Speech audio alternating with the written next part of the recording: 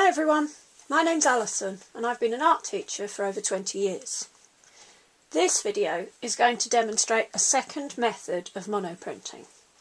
You're going to need a sheet of paper, a pencil or a ballpoint pen, a roller, some block printing ink and a flat surface to roll the ink onto.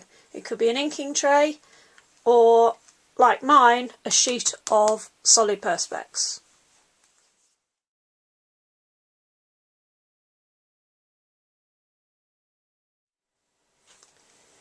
In contrast to the first type of monoprinting I showed you, this method uses only a small amount of ink.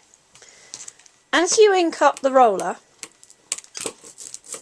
you need to listen out for the hiss of the ink, but this time it's a much softer, quieter hiss.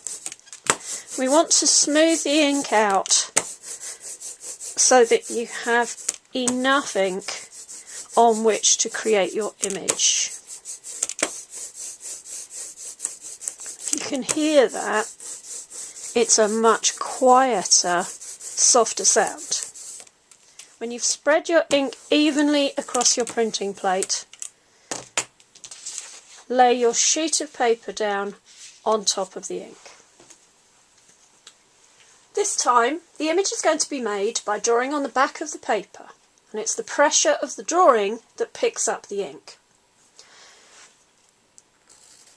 Try to avoid resting hands on the paper, because otherwise that will make a mark that shows up in the final print.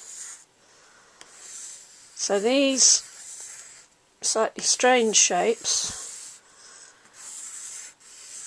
could represent water, or they could just be an exercise in drawing flowing lines. You need to work reasonably quickly so that the ink doesn't dry out too much, particularly if the weather's warm. When your drawing's complete, lift the paper up and you will find your image on the back of the paper. And you should see your image as darker lines on a very slightly grainy background. If your image comes out looking like this, there's just too much ink on the printing plate. It's really easy to solve. Take your roller, roll over the printing plate.